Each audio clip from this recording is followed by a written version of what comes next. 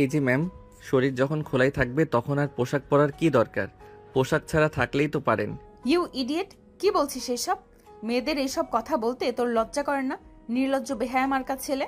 এই যে ম্যাম শুনেন, আপনি যদি উলঙ্গ হয়ে ঘুরতে পারেন, আপনার লজ্জা না করে, তাহলে আমি নির্লজ্জ বেহায়া, তাই না? শুনেন, আপনার মতো মেয়েদের জন্যই আজ মেয়েজাতি মানুষের কাছে সম্মান পায় না। আপনার মতো মেয়েরা যদি একটু নিজেদের শরীরকে পর্দায় রাখতো, তাহলে এত ধর্ষণ নির্যাতন হতো না। ওরে বাবা রে বাবা, আইসে আমার মক্কার হাজি। উনি যেন মক্কা থেকে হজ করে এসেছে, আর এখন আমাকে ভাষণ দিচ্ছেন। আমি না তোর এসব ভাষণ শুনতে আসিনি। দেখুন ম্যাডাম, আপনার মতো মেয়েদের কিনা আসলে ভালো উপদেশ দিতে নেই। আপনার মতো মেয়েরা কখনোই ভালো কথার মানুষ না। আপনারা তো কখনো ভালো কথা বোঝেনই না। উল্টাই আপনাদেরকে কোনো একটা কথা বললে আপনারা আরও 5টা কথা শুনিয়ে দেন। শোনেন, এভাবে উলঙ্গ হয়ে না মানুষরা রাস্তায় বের হয় না। দেখ, এতক্ষণ ধরে তোর সঙ্গে ভদ্রভাবে কথা বললেও এখন কিন্তু আমি আমার মেজাজকে আর কোনোভাবেই কন্ট্রোলে রাখতে পারছি না। তুই আমাকে উলঙ্গ কেন বলছিস? আমি কি পোশাক ছাড়া আছি নাকি? আমি তো পোশাক পরিধান করে রাস্তায় বের হয়েছি। দেখুন ম্যাডাম, এগুলোকে কোনো পোশাক বলে না। আপনি যেগুলো পরে আছেন এগুলো পোশাকের কাতারই পড়ে না। আপনি যে পোশাকগুলো পরে আছেন এতে তো আপনার শরীরের অর্ধেকের বেশি অংশই দেখা যাচ্ছে। তাহলে এগুলো কেমন ধরনের পোশাক? দেখ, এগুলো ওয়েস্টার্ন পোশাক। এখনকার যুগের মেয়েরা এগুলো পরে। আর এখনকার যুগের মেয়েরা না আদিম যুগের মেয়েদের মতো গাইয়া খ্যাত ভূত নয়, যে সব সময় শাড়ি থ্রি পিস পরে ঘরের কোণে বসে থাকবে। এখন যুগ আপডেট হয়েছে, এখনকার যুগের সবাই এরকম পোশাকই পরে। হ্যাঁ ম্যাডাম, আপনি একদম ঠিক কথাই বলছেন।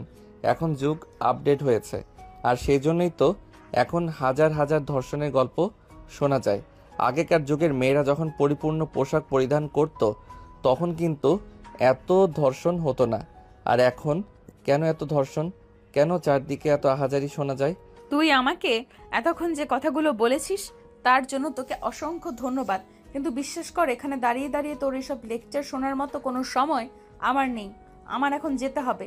রাজ এবছর অনার্স ফাইনাল ইয়ারে পড়াশোনা করছে।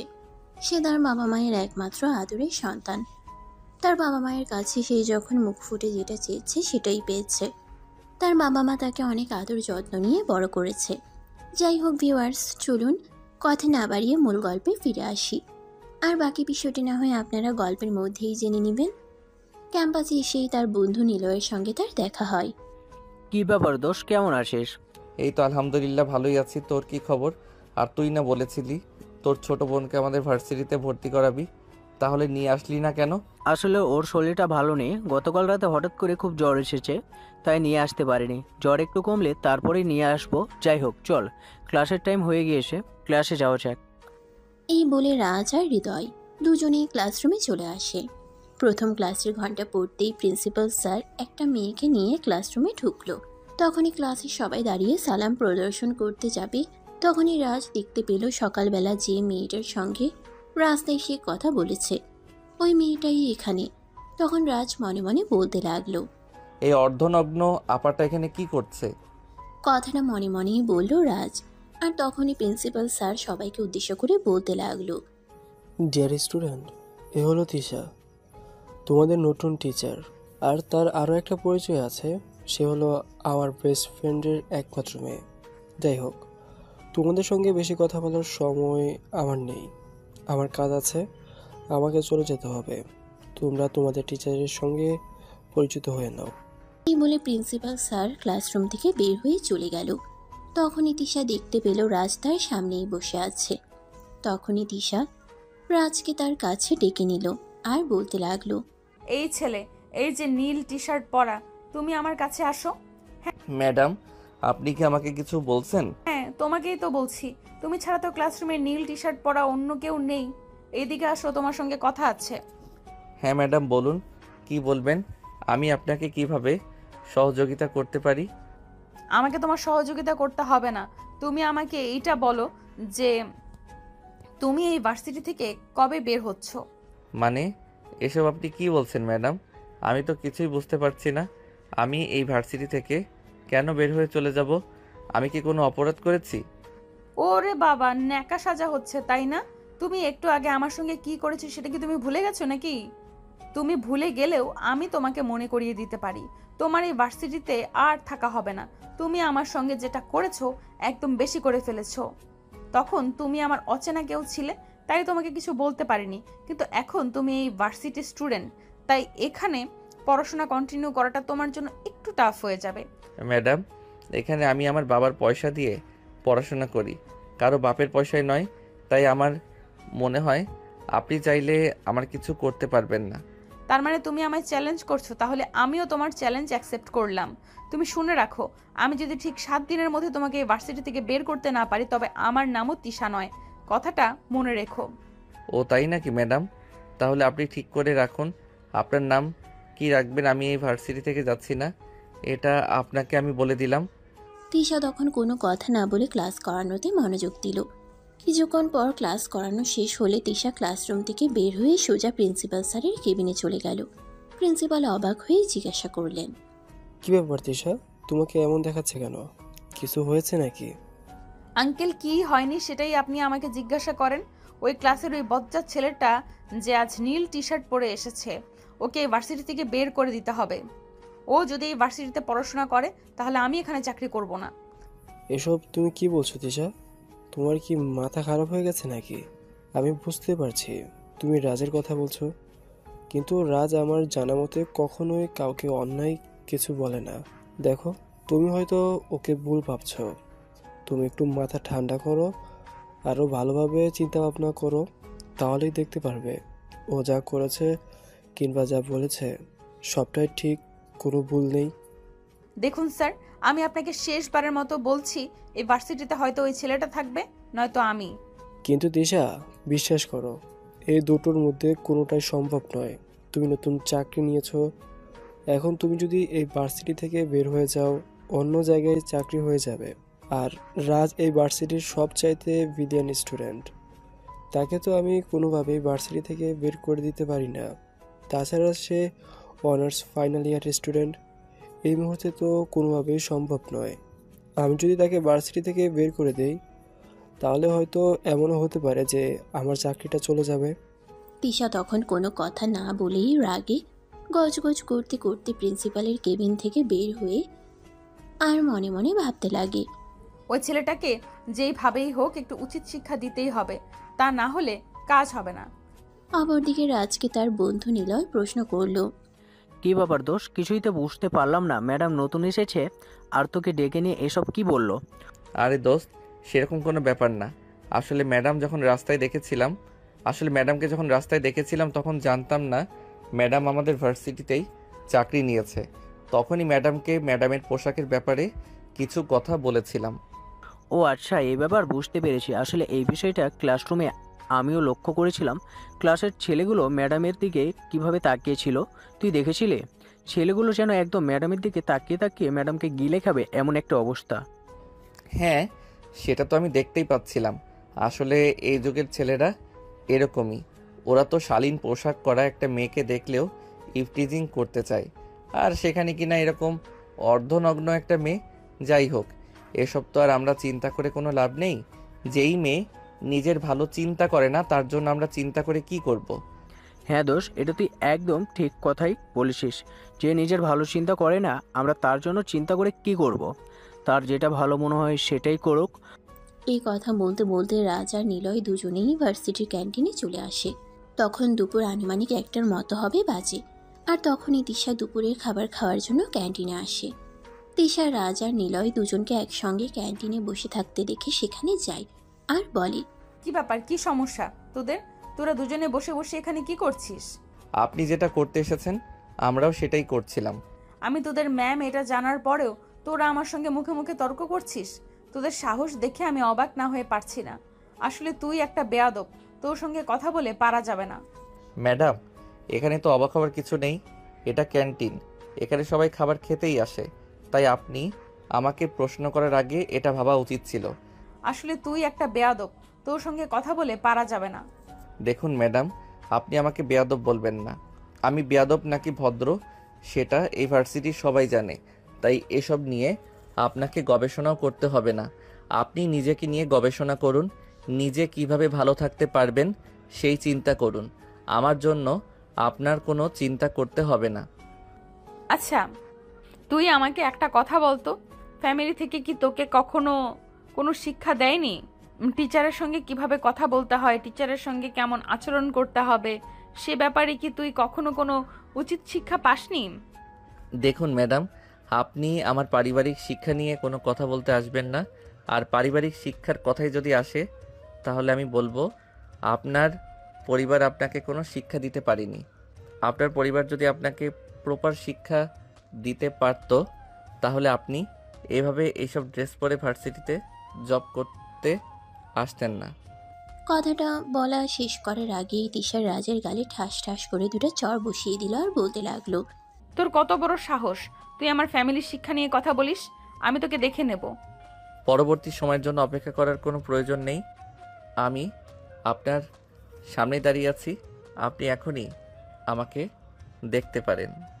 তোকে তো আমি কোনো সমস্যা নেই, জড়িয়ে ধরে কিসও করতে পারেন। You rascal, idiot. সে আপনার যা মনে হয় তাই, এই ব্যাপারে আমি আপনাকে কিছুই বলবো না।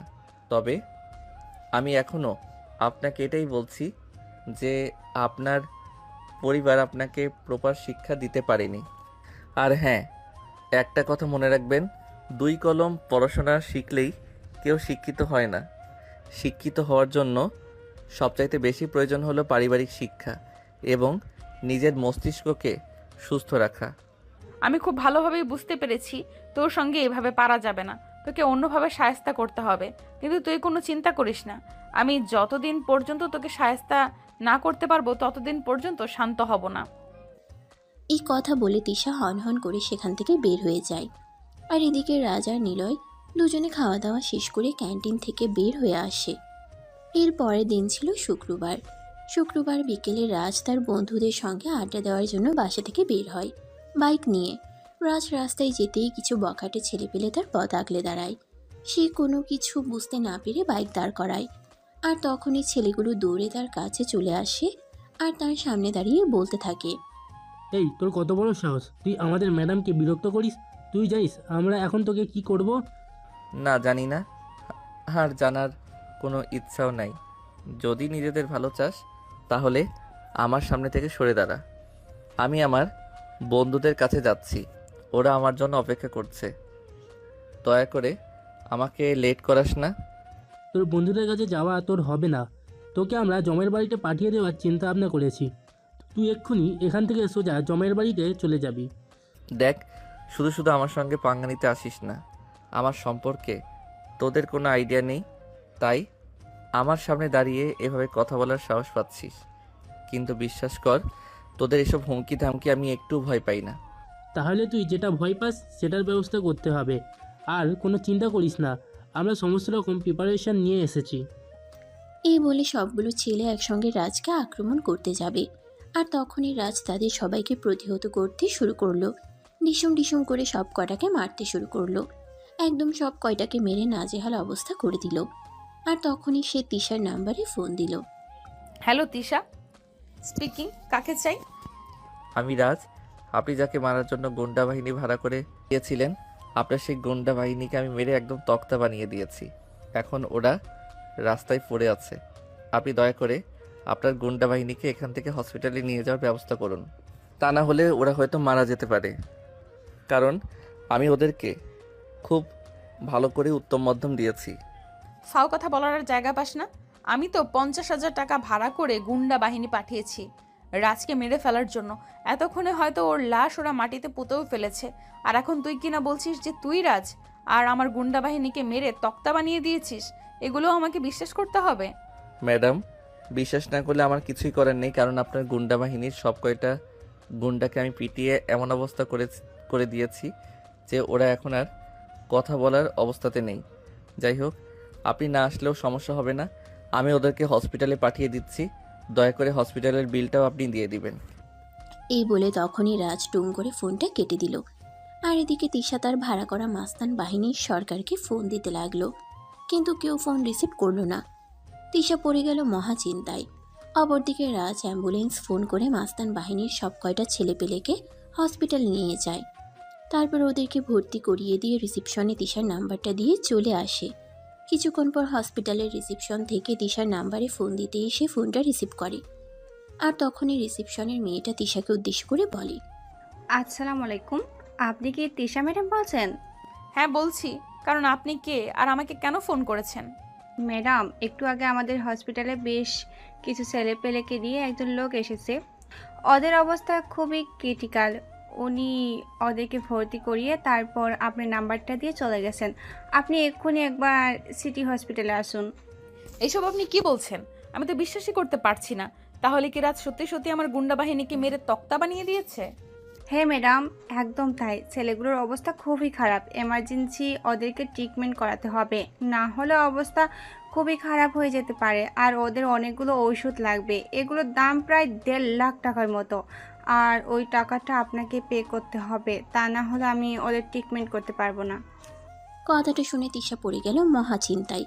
সে কি করবে কিছুই বুঝতে পারছে না। তখনই হঠাৎ করে সে তার আব্বুকে ফোন দেয় আর বলে, আব্বু, আমার এক্ষুনি 1.5 লাখ টাকা লাগবে। তুমি এক্ষুনি আমার অ্যাকাউন্টে ওই টাকাটা পাঠিয়ে দাও। এসব তুই কি বলছিস? এখন আমি এত টাকা কোথায় পাবো? তাছাড়া তুই তো খুব ভালো করে জানিস আমাদের মধ্যবিত্ত ফ্যামিলি, আমরা যখন যা চাই তখন তাই করতে পারি না, তাই আমাদেরকে সবকিছু চিন্তা ভাবনা করেই করতে হয়। আব্বু, আমি কোনো কথা শুনতে চাই না। আমি তো তোমাকে বললাম আমার এক্ষুনি 1.5 লক্ষ টাকা লাগবে। তুমি এক্ষুনি এই টাকাটা আমার অ্যাকাউন্টে ট্রান্সফার করো। আচ্ছা ঠিক আছে, সেটা না হয় দিলাম, কিন্তু কি কারণে তোমার এত টাকা লাগবে? আমি তো সেই কারণটা জানতে পারি, সেই কারণটা তো আমাকে বলো। আব্বু, আমি তো তোমাকে বললাম যে টাকাটা আমার কাজে লাগবে, তাই আমি তো কোনো কাজে এই টাকাটা ব্যয় করব। তাহলে তুমি এত কৈফিয়ত আমার কাছে কেন চাইছো? আচ্ছা ঠিক আছে, আমি তোমার অ্যাকাউন্টে টাকাটা ট্রান্সফার করে দিয়েছি, তবে একটা কথা তোমাকে বলি, এভাবে আজে বাজে ভাবে পয়সা নষ্ট করো না, কারণ পয়সা ইনকাম করতে খুব কষ্ট হয়। এই বলে তিশার আব্বু ফোনটা কেটে দেয় আর তিশার অ্যাকাউন্টে 1.5 লক্ষ টাকা ট্রান্সফার করে দেয়। আসলে তিশার আব্বুর আর্থিক অবস্থা অতটাও ভালো নয়। মোটামুটি একটা চাকরি করে, সেখান থেকে মাস শেষে 70,000 টাকা মাইনে পায়, আর সেটা দিয়েই ফ্যামিলি চালাতে হয়। আর তারপর তিনি সেখান থেকে অনেক কষ্ট করে কিছু টাকা সেভিংস করেন, আর তিশা এই টাকাগুলো এভাবেই নষ্ট করে। যাই হোক ভিউয়ার্স, চলুন গল্পে ফেরা যাক।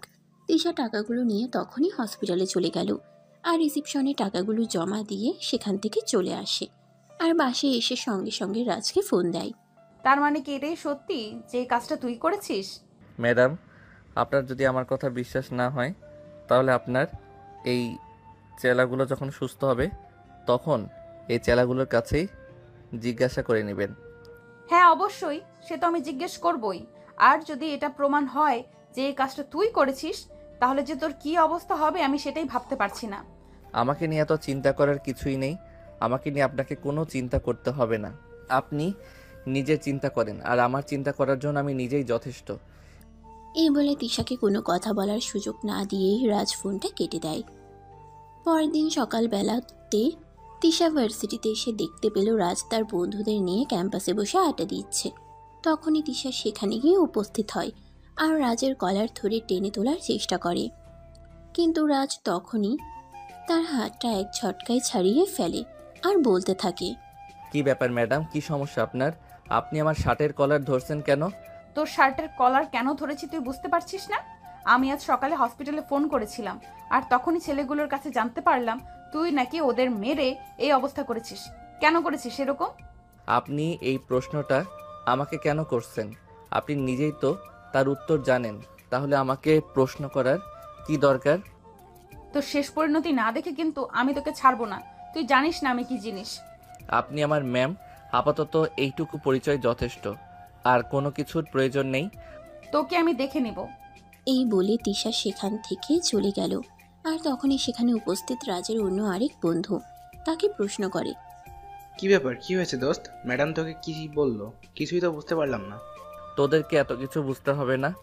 আর একটা কথা, তোরা তো খুব ভালো করেই জানিস আমি কখনো কোনো খারাপ কাজ করতে পারি না, আর অন্যায়কে কখনো প্রশ্রয় দেই না। তার পিছনে যেই থাকুক না কেন, তোরা এটা ভাবতে পারিস যে এখানে হয়তো সেরকম কিছুই হয়েছে। সেটা তো বুঝতে পারছি, কিন্তু রাজ, উনি আমাদের ম্যাডাম, ওনার সঙ্গে এরকমটা করা মনে হয় ঠিক হচ্ছে না। উনি আমাদের চাইতে বয়সে বড়, ওনার কোনো ব্যাপারে আমাদের নাক গলন ঠিক হয় না। কিন্তু উনি যদি নিজেই আমাকে বাধ্য করেন তাহলে আমি কি করতে পারি বল? হ্যাঁ সেটাই, এটা তো আমরা খুব ভালো করে জানি। তোকে কখনো কেউ কোনো কাজে বাধ্য না করলে তুই সেটা করিস না। যাই হোক দোস্ত, যা করবি ভেবেচিন্তে করবি, কখনো এরকম কিছু করবি না যেটা তোর জন্য ক্ষতিকর হয়। এরপর বন্ধুরা মিলে এই প্রসঙ্গ পাল্টে অন্য প্রসঙ্গ নিয়ে কথা বলতে থাকে। অপরদিকে তিশা সেখান থেকে সোজা প্রিন্সিপালের ক্যাবিনে আসে। প্রিন্সিপাল তাকে রাগান্বিত অবস্থায় দেখে বলতে থাকে, কি ব্যাপার তিশা? মামুনি, তোমার আজ আবার কি হলো? তোমাকে এরকম রাগান্বিত দেখাচ্ছে কেন? কেউ কি তোমাকে কিছু বলেছে? স্যার, আপনাকে তো বলেছিলাম ওই ছেলেটা আমাদের ভার্সিটি থেকে বের করে দিন। ওই ছেলেটা অসভ্য, বদমাইশ, আমার সঙ্গে খারাপ আচরণ করেছে, কিন্তু আপনি তো আমার কথা বিশ্বাসই করলেন না। দেখো, তোমার এই কথাটা শুধু আমি কেন, ভার্সিটির কেউ বিশ্বাস করবে না। রাজ যথেষ্ট ভদ্র এবং অমায়িক একটা ছেলে। সে কারোর সঙ্গে খারাপ আচরণ করতে পারেই না। আর সেখানে তুমি তো ওর টিচার, তোমার সঙ্গে তো ও কখনোই খারাপ আচরণ করবে না। তাই এসব কথা আর বলো না। উফ, ননসেন্স। এই বলে তিশা সেখান থেকে বের হয়ে চলে আসে। আর মনে মনে ভাবতে থাকে কিভাবে এই ছেলেটাকে শায়েস্তা করা যাবে। কারণ তিশা কখনো কারো কাছে হার মানতে শিখেনি, সে সবসময় জিততেই শিখেছে। তাই সে মনে মনে ভাবতে থাকে কিভাবে তাকে জব্দ করা যাবে। এভাবে দেখতে দেখতেই বেশ কয়েকদিন সময় কেটে গেল। সেদিন বিকেলবেলা তিশার আব্বু বাসে এসে তিশাকে বলে, মামুনি, 14 তারিখ আমাদের একটা ইনভাইটেশন আছে, সেখানে আমাদের ফ্যামিলির সবাইকে যেতে হবে। আব্বু, তুমি তো জানোই আমার এইসব আচার অনুষ্ঠান ভালো লাগে না, আমি যেতে পারবো না। তুমি আর আম্মু চলে যাও, আমাকে এই ব্যাপারে জোরাজোরি করো না। এটা বললে হবে না মা, তোমাকেও যেতে হবে, কারণ যিনি আমাকে দাওয়াত দিয়েছেন উনি আমার অফিসের বস, আর ওনার ছেলের জন্মদিন, তাই আমাদের ফ্যামিলির সবাইকে ওখানে উপস্থিত থাকতে হবে। আচ্ছা ঠিক আছে, আমি দেখব। আমার যদি ওদিন কোনো কাজ না থাকে তাহলে আমি যেতে পারবো। অপরদিকে 14 তারিখ ছিল রাজের জন্মদিন।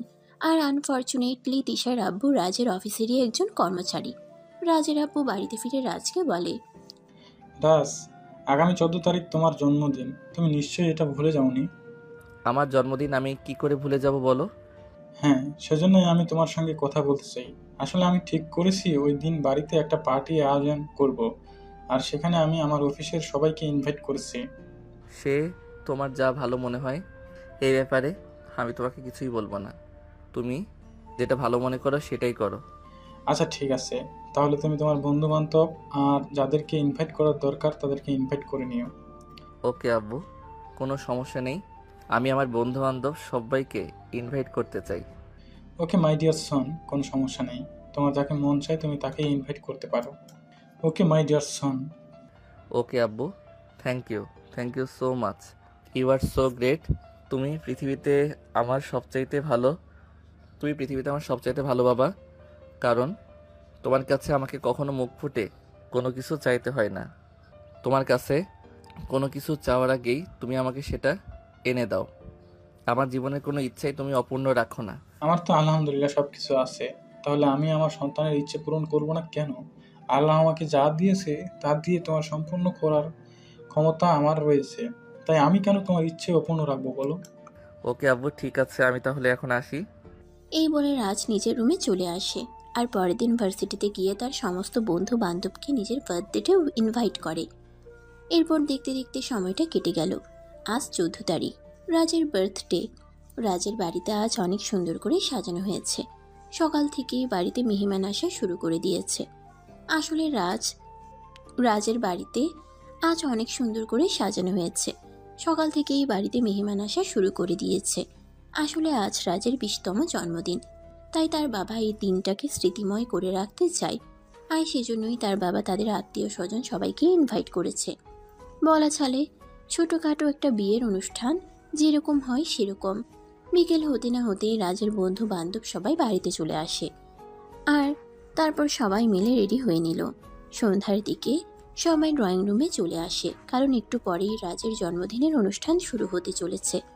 আর অপরদিকে তিশা নিজের রুমে রেডি হচ্ছিল তার বাবার অফিসের এমডি স্যারের ছেলের জন্মদিনে যাওয়ার জন্য। আর তখনই তার বাবা তাকে ডাক দেয়।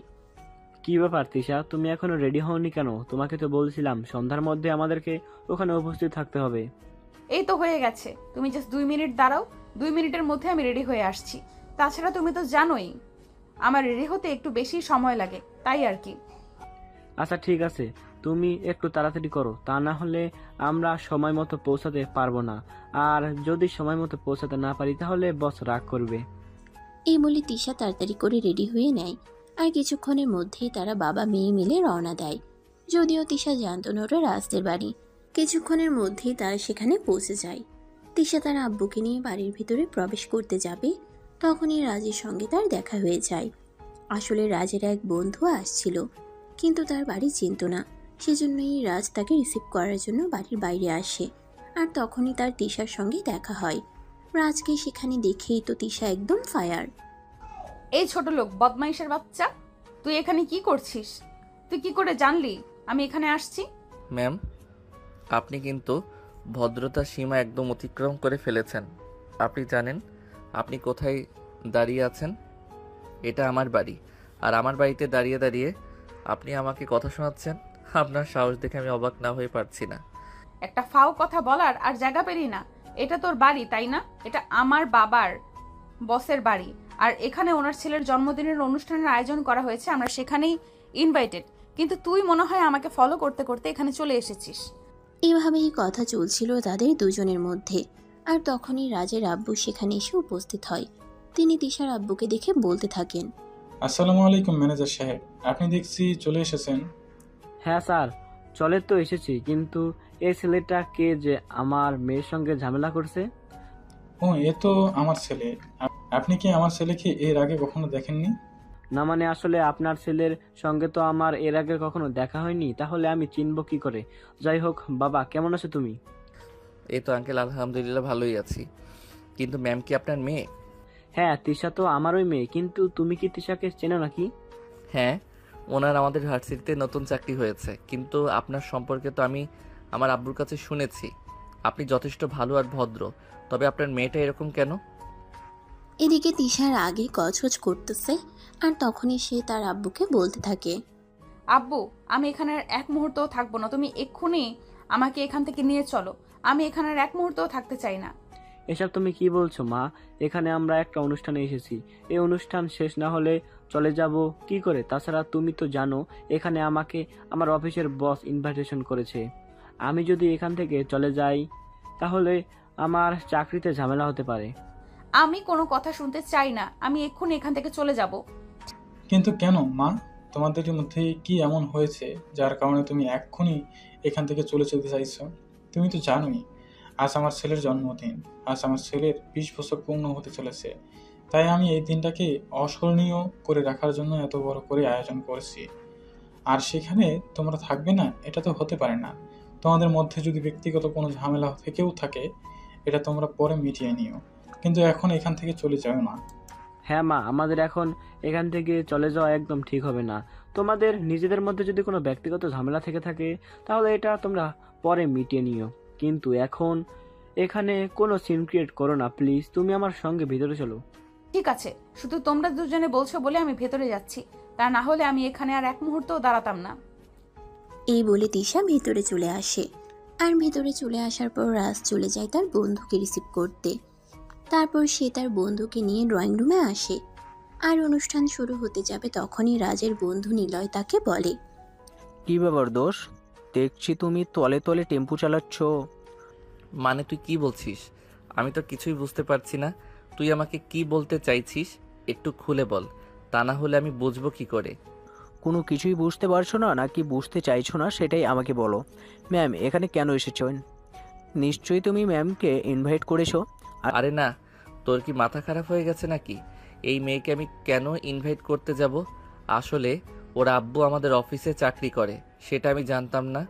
আর আমার আব্বু ওদেরকে ফ্যামিলি সহ ইনভাইট করেছে, তাই এখানে এসেছে। এখানে আমার কোনো হাত নেই। তাছাড়া আমি এই ব্যাপারে কোনো কিছু জানতাম না। আরে ভাই, আমাদের সামনে আর তোকে সাধু সাজতে হবে না। আমরা খুব ভালোভাবেই বুঝতে পেরেছি সব কিছু, তাই আমাদের সামনে সাধু সাজার কোনো প্রয়োজন নেই। বিলিভ মি, তোরা আমার বন্ধু। আমি তোদের কাছে কেন কোনো কিছু লুকাতে যাব? তাছাড়া তুই তো খুব ভালো করেই জানিস প্রেম টেম ওইসব কখনো আমার জীবনে আসেনি, আর ভবিষ্যতে আসবে কিনা সেটার কোনো গ্যারান্টি নেই। তাই আমার মনে হয় এসব কথা বলে কোনো লাভ নেই। আচ্ছা বাবা, ঠিক আছে, কোনো সমস্যা নেই। এখন এসব কথা বাদ দাও। কেক কাটার সময় হয়ে গেছে, সবাই অপেক্ষা করছে। এই বলে সবাই মিলে কেক কাটতে চলে আসে। আর কেক কাটা হলে রাজ একে একে সবাইকে কেক খাইয়ে দিচ্ছিল। তখনই তিশার পালা চলে আসে। রাজ যখন তিশার দিকে কেকটা এগিয়ে দিল, তিশা তখনই নিজের মুখটা ঘুরিয়ে নিল। এটা দেখে রাজ বলতে লাগলো, ম্যাম দেখুন, এখানে অনেকটাই উপস্থিত আছে। সবার মাঝে এটা প্রকাশ করতে চাইবেন না যে আপনার আমার মধ্যে ঝামেলা আছে।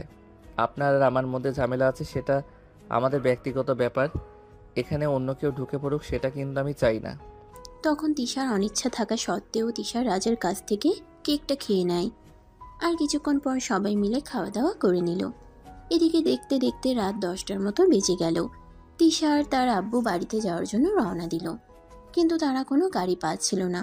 তখনই রাজ বাইরে আসে। তিশার আব্বুকে দেখে বলতে থাকে, কি ব্যাপার, কি হয়েছে আঙ্কেল, কোনো সমস্যা নাকি? হ্যাঁ বাবা, আসলে আমরা বাড়িতে যাওয়ার জন্য কোনো গাড়ি পাচ্ছি না, সেজন্য এখানে দাঁড়িয়ে আছি। এ ব্যাপার, আচ্ছা ঠিক আছে, কোনো সমস্যা নেই। আপনি একটু ওয়েট করুন, আমি গাড়ি নিয়ে আসছি, আপনাদের বাড়িতে পৌঁছে দিব। না, তার কোনো প্রয়োজন হবে না। প্রয়োজন হলে হেঁটে হেঁটে বাসায় চলে যাব, কিন্তু তোমার মতো ছেলের সঙ্গে গাড়িতে করে বাড়িতে যাব না। দেখুন ম্যাম, আমি আপনার ভালোর জন্যই বলছি, আপনাকে বাড়িতে পৌঁছে দিয়ে আসবো। এখন যদি আপনি নিজের ভালোটা বুঝতে না পারেন তাহলে তো আমার কিছু করার নেই। রাত 10টার মতো বেজে গেছে, আর এদিকে 10টার পর কোনো গাড়ি পাওয়া যায় না, তাই আমার মনে হয় কোনো গাড়ি পাবেন না। যদি ভালো চান তাহলে চলুন, আমি আপনাদের বাড়িতে পৌঁছে দিয়ে আসি। হ্যাঁ মা, রাজ একদম ঠিক কথাই বলেছে। রাত 10টার পরে এদিকে কোনো গাড়ি পাওয়া যায় না। তুই আর এরকম করিস না, রাজ আমাদের বাড়িতে পৌঁছে দিয়ে আসুক। তখন দিশা আর কোনো কথা না বলে চুপচাপ দাঁড়িয়ে।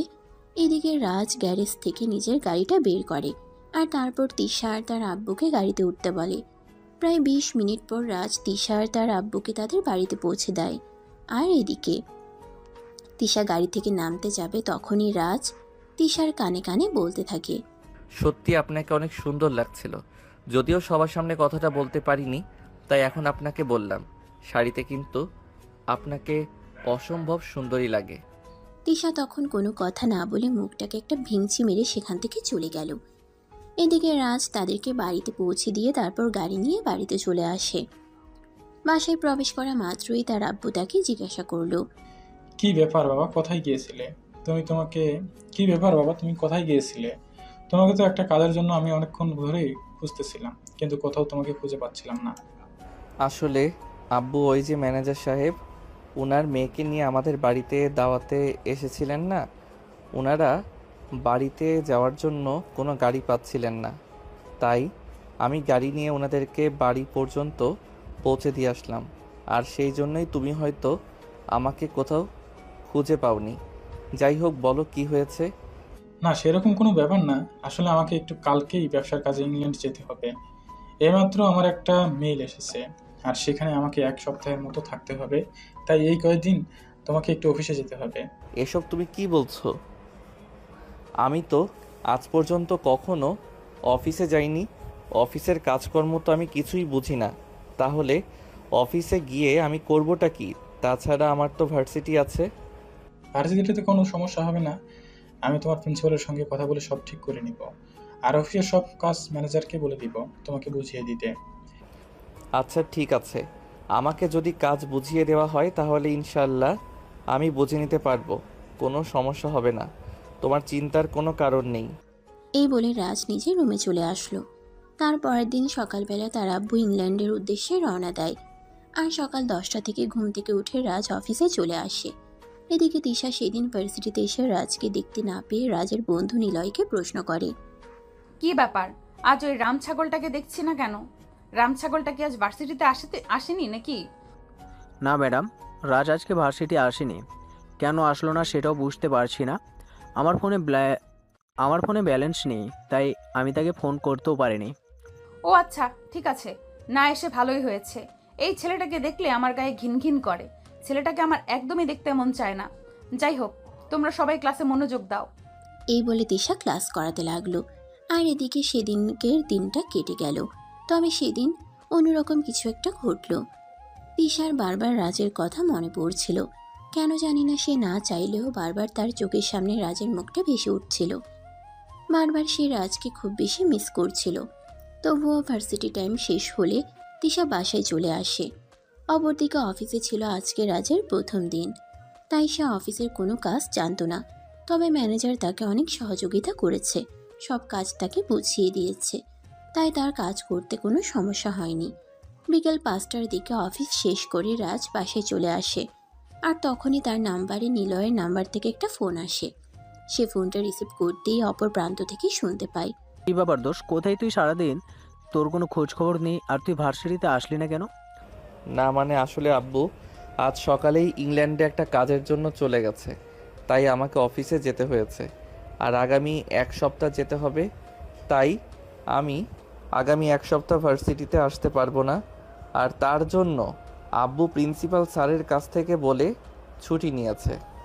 ও আচ্ছা দোষ, তোকে একটা কথা বলার জন্য আজ যে তুই ভার্সিটিতে আসিসনি, এটা দেখে টিশা ম্যাম তোর খোঁজ খবর নিচ্ছিল। আমি বুঝতে পারছি না তোদের দুইজনের মধ্যে কি চলছে, একটু বলবি আমায়? আরে ভাই, আমার মনে হয় তোর মাথা খারাপ হয়ে গেছে। আমাদের দুজনের মধ্যে কি চলবে? আর যদি কিছু চলতো তাহলে সেটা তুই জানতে পারতিস। আমাদের মধ্যে কিছুই চলছে না রে ভাই। কাল তোর জন্মদিনের পার্টিতে গিয়ে ম্যামকে সেখানে দেখতে পেলাম, আর আজ ম্যাম তোর খোঁজ খবর নিচ্ছিল। এখন তুই বললেই হলো যে তোদের মধ্যে কিছু চলছে না? দেখ, আমাদের কাছে কোনো কিছু লুকাবি না, আমরা তোর বন্ধু, আমাদের কাছে সব বলে দে প্লিজ। আরে ভাই, যা সত্য তাই বলছি, আমাদের মধ্যে কিছু চলছে না। আর যদি কিছু চলতো তাহলে তুই জানতে পারতি। আর হ্যাঁ, তোকে একটা কথা বলে রাখি, ক্লাসে পড়াগুলো সব নোট করে আমাকে পাঠিয়ে দিবি। আর আমি যে অফিসে যাচ্ছি এটা যেন তুই ছাড়া অন্য কেউ জানতে না পারে। আচ্ছা দোষ, ঠিক আছে, তুই কোনো চিন্তা করিস না, কেউ কোনো কিছু জানতে পারবে না। তবে একটা কথা তোকে বলে রাখি, যদি কখনো জানতে পারে ম্যাম আর তোর মধ্যে কিছু চলছে, তাহলে কিন্তু তোর খবর আছে, এটা তোকে বলে দিলাম। এই বলতে বলতে দুজনে কথা বলা শেষ করে ফোন রেখে দেয়। আর এদিকে রাজ প্রথমবার অফিসে গিয়েছে, অফিসের কাজ করতে গিয়ে সে অনেকটাই হাঁপিয়ে গেছে, খুব ক্লান্ত বোধ করছে। তাই বাড়িতে এসেই নিজের রুমে গিয়ে কাপড় চোপড় চেঞ্জ না করেই বিছানায় শুয়ে ঘুমিয়ে পড়ল। তার আম্মু সন্ধ্যায় নাস্তা বানিয়ে তাকে ডাকতে এসে দেখলো সে কাপড় চোপড় চেঞ্জ না করেই বিছানায় শুয়ে ঘুমাচ্ছে। তাই তিনি তাকে ঘুম থেকে ডেকে তুললেন। এই রাজ, রাজ, কি হয়েছে তোর? এই সন্ধ্যাবেলা ঘুমাচ্ছিস কেন? বিছানা ছেড়ে ওঠ, আমি নাস্তা বানিয়েছি, খাবি আয়। উফ আম্মু প্লিজ ডাকাডাকি করিও না তো, আমার শরীরটা খুব ক্লান্ত লাগছে, আমাকে একটু ঘুমাতে দাও। আর এখন আমি নাস্তা করব না, রাতের খাবার খাওয়ার সময় হলে আমি নিজেই চলে আসব। তখন রাজের আম্মু আর কোনো কথাই বলল না, চুপচাপ সেখান থেকে চলে গেল। কারণ তিনিও বুঝতে পারছেন এই প্রথমবার তাদের ছেলে কোনো একটা কাজ করেছে, তাও আবার অফিস সামলেছে। অফিস সামলানোটা এতটাও সহজ কাজ নয়। রাজ ক্লান্ত শরীর নিয়ে ঘুমিয়ে যায়। রাত 10টার দিকে আবারও তার আম্মু তাকে রাতের খাবার খাওয়ার জন্য ডাক দেয়। তখন সে বিছানা ছেড়ে উঠে আর ফ্রেশ হয়ে রাতের খাবার খেয়ে নেয়। তারপর ড্রয়িং রুমে এসে বসে। তখনই তার আম্মু তাকে আবারও বলতে থাকে, কি ব্যাপার বাবা, প্রথম দিনের অফিস কেমন কাটলো? এই তো ভালোই। আসলে তুমি তো জানোই আমি কাজের পর্যন্ত জানতাম না, কিন্তু ম্যানেজার সাহেব আমাকে সব কিছু বুঝিয়ে দিয়েছে, তাই আমার সেরকম কোনো ঝামেলা হয়নি। তাহলে কি বাবা, এখন থেকে তুই অফিস সামলাতে পারবি? আরে না, এসব তুমি কি বলছো? আমি নিজেকে একদম এসব ঝামেলায় জড়াতে চাই না। যতদিন আব্বু বেঁচে আছে ততদিন আব্বু সব কিছু সামলাবে। আমি নিজেকে কোনো ঝামেলায় জড়াতে চাই না। এখন তো শুধুমাত্র আব্বু বাড়িতে নেই বলেই আমি অফিসে গিয়েছি, তা না হলে কি আমি কখনো অফিসে যেতাম নাকি? কিন্তু বাবা, সেরকমটা বললে হয় নাকি? তুই আমাদের একমাত্র সন্তান, আমাদের যা কিছু আছে সব কিছুর একমাত্র মালিক হলি তুই। এখন যদি তুই নিজের সব কিছু গুছিয়ে না রাখিস, সব কিছু বোঝার চেষ্টা না করিস, তাহলে কবে কি করবি আমি তো সেটাই বুঝতে পারছি না। আম্মু, তোমাকে তো চিন্তা করতে হবে না, যখন যেটা বোঝার তখন আমি সেটা বুঝে নিব। তবে এখন আমি সেই সব কিছুর মধ্যে নিজেকে জড়াতে চাই না, তাই প্লিজ তোমরা আমাকে জোরাজুরি করো না, আমাকে আমার মতো থাকতে দাও। এরপর রাজের আম্মু এই বিষয়ে আর কোনো কথা বাড়ালো না। তারা দুজনে মিলে তারপর অন্য একটা প্রসঙ্গ নিয়ে বেশ কিছুক্ষণ গল্পগুজব করলো আর রাত 11:30টার দিকে নিজেদের রুমে গিয়ে ঘুমিয়ে পড়ল। পরের দিন যথারীতি সকাল 8টার দিকে রাজ ঘুম থেকে উঠে আর তাড়াতাড়ি ফ্রেশ হয়ে নেয় অফিসে যাওয়ার জন্য, আর তারপর নাস্তা করে অফিসে চলে যায়। এভাবেই চলছিল তার দিনগুলো। অপরদিকে তিশা ভার্সিটিতে এসে রাজকে দেখতে না পেয়ে তার খুব খারাপ লাগতো। সে বারবার রাজের সঙ্গে যোগাযোগ করার চেষ্টা করতে থাকে, কিন্তু কোনোভাবেই পেরে ওঠে না। সেদিন ক্লাসে তিশা নিলয়কে বলে। নিলয় তখন কোনো কথা না বলে তিশার পিছন পিছন তার কেবিনে চলে আসে, আর তখন তিশা নিলয়কে বলতে থাকে, নিলয়, তুমি একবার আমার সঙ্গে আমার কেবিনে এসো তো, তোমার সঙ্গে আমার একটু কথা আছে। নিলয়, তুমি আমাকে একটা সত্য কথা বলবে? হ্যাঁ ম্যাডাম, অবশ্যই। আমি কেন আপনাকে সত্য কথা বলবো না? আপনি আমার ম্যাডাম, আপনার সঙ্গে সত্য কথা বলাটা আমার কর্তব্য। আচ্ছা, তাহলে তুমি আমাকে বলো তো, রাজ কোথায় আছে? আই এম সরি ম্যাডাম, আমি জানি না এ ব্যাপারে কোনো কিছু। দেখো, আমার সঙ্গে একদম মিথ্যা কথা বলার চেষ্টা করবে না। আমি খুব ভালো করেই জানি তুমি জানো রাজ কোথায় আছে, কিন্তু তুমি আমাকে এটা বলছো না। তুমি প্লিজ আমাকে এটা বলো, রাজ কোথায় আছে? সে তোমার বেস্ট ফ্রেন্ড, পৃথিবীর কেউ তার খোঁজ না জানলেও তুমি খুব ভালো করেই জানো। না ম্যাম, আমি একদম সত্য কথা বলছি, আমি কোনো কিছুই জানি না। আর জানলে আমি অবশ্যই আপনাকে বলতাম। বললাম তো, আপনি আমার ম্যাম, আমি আপনার কাছে কোনো মিথ্যা কথা বলতে যাব? আপনার কাছে মিথ্যা বলার তো কোনো প্রশ্নই ওঠে না। আচ্ছা ঠিক আছে, তাহলে তুমি যাও। কিন্তু ম্যাডাম, আমি কি আপনাকে একটা প্রশ্ন করতে পারি, যদি আপনি কিছু মনে না করে? তুমি আবার আমাকে কি প্রশ্ন করবে? আমি তো সেটাই বুঝতে পারছি না। বলো, কি বলবে? না মানে আসলে ম্যাডাম, আপনি তো রাজকে সহ্য করতে পারেন না। আপনি তো সবসময় তাকে মেজাজ দেখান, এমনকি ভার্সিটি থেকে বের করে দেওয়ার হুমকিও দিয়েছেন। কিন্তু রাজ এই কয়েকদিন ধরে ভার্সিটিতে না আসায় আপনি তার ব্যাপারে এত খোঁজখবর কেন নিচ্ছেন? আমার মনে হয় তুমি তোমার সীমা অতিক্রম করে ফেলছো। তুমি আমার ছাত্র, সেটা তুমি ভুলে গেছো। তাই আমি তোমাকে বলছি, তুমি তোমার সীমার মধ্যে থাকো, সীমা অতিক্রম করার চেষ্টা করো না। হ্যাঁ ম্যাডাম, সেটা তো অবশ্যই। আপনি আমার ম্যাডাম আর আমি আপনার স্টুডেন্ট, সেটা তো অবশ্যই আমাকে মাথায় রাখতে হবে। তবুও রাজ আমার বেস্ট ফ্রেন্ড, তার সম্পর্কে তো আমি সব কিছুই ভালো করে জানি। সে কখনোই মেয়েলি ব্যাপারে দুর্বল হয় না। তবে আপনাকে দেখে কেন জানি আমার মনে হচ্ছে আপনি তার প্রতি একটু দুর্বল হয়ে গিয়েছেন। এই চুপ করো। তুমি যা বলেছো বলেছো, এইসব কথা আর কখনো ভুল করেও বলবে না, তাহলে কিন্তু আমি রাজের বদলে তোমাকে ভার্সিটি থেকে বের করে দিতে বাধ্য হব। ঠিক আছে ম্যাডাম, আমি আপনাকে এ ব্যাপারে কোনো প্রশ্ন করব না। তবে আমি এই ভার্সিটি থেকে বের হয়ে চলে যেতে চাই না, কারণ আমার বাবা অনেক স্বপ্ন নিয়ে আমাকে ভার্সিটিতে পাঠিয়েছে পড়াশোনা করার জন্য। তাই পড়াশোনা করাটাই আমার একমাত্র লক্ষ্য। অন্য কোনো দিকে আমি মনোযোগ দিতে চাই না। এই বলে নিলয় তিশা ম্যামের কেবিন থেকে বের হয়ে চলে আসে। সেদিন ভার্সিটি ছুটি হতেই তিশা বাসে এসে রাজের নাম্বারে ফোন দেয়। 2-3বার ফোন হওয়ার পর রাজ ফোনটা রিসিভ করে আর বলতে থাকে, কী ব্যাপার দোস্ত, তুই হঠাৎ এই অসময়ে ফোন দিচ্ছিস কেন? তুই তো জানিস আমি অফিসে আছি, একটু কাজের মধ্যে আছি। আরে ভাই, আমাদেরকে মিষ্টি খাওয়ানোর ব্যবস্থা কর, তারপর না হয়ে কাজ করবি। মানে এসব তুই কি বলছিস? আমি কেন তোকে মিষ্টি খাওয়াতে যাব? তাছাড়া কি এমন হয়েছে যার জন্য তোকে আমার মিষ্টি খাওয়াতে হবে? আমার মনে হয় তোর জন্য ম্যাডামের মনে লাড্ডু ফুটেছে, তাই মিষ্টি খাওয়াতে হবে। দূর, ফালতু কথা বলার আর জায়গা পেলি না। এসব আবল তাবল কথা কোথা থেকে শুনেছিস? আর কেনই বা আমাকে বলছিস? আরে না ভাই, আমি একদম আবল টাবল কথা বলছি না, যা সত্যি তাই বলছি, একদম সত্যি কথা বলছি। আমার মনে হয় ম্যাম তোর প্রেমে পড়েছে। দেখ, একটা বাজে কথা বললে কিন্তু আমি তোর সঙ্গে আর কোনো কথাই বলবো না। আমি ভুলে যাব তুই আমার বেস্ট ফ্রেন্ড। হ্যাঁ, আমি খুব ভালো করে জানি তুই আমার বেস্ট ফ্রেন্ড, আর সেজন্যই বলছি, আমি যা বলছি একদম সত্যি কথা বলেছি। আমি কেন মিথ্যা কথা বলছি না, আমার সত্যি মনে হচ্ছে ম্যাম তোর প্রেমে পড়েছে। আমার মনে হয় তুই একটা মেয়াদ উত্তীর্ণ গাঁজা খেয়েছিস আর সেই জন্য এরকম বলছিস। ম্যাম কেন আমার প্রেমে পড়তে যাবে? ম্যামের আচার আচরণ দেখে আমার এমনটাই মনে হচ্ছে, তাই আমি তোকে বলছি। কারণ আমি প্রতিদিনই ভার্সিটিতে যাওয়ার পর ম্যাম আমাকে নিজের কাছে ডেকে নিয়ে তোর ব্যাপারে প্রশ্ন করে। আরে ভাই, কেউ কারোর ব্যাপারে কোনো কিছু জিজ্ঞাসা করতেই পারে, তার মানে এই নয় যে সে আমার প্রেমে পড়েছে। বুঝতে পেরেছিস? এসব ফালতু কথা বন্ধ কর। এখন আমি অফিসে আছি, অফিসের কাজ করতে দে।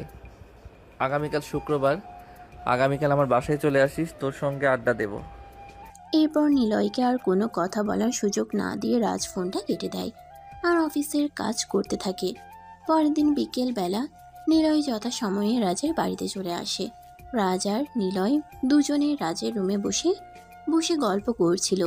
তখনই হঠাৎ কলিং বেলের আওয়াজ শোনা গেল।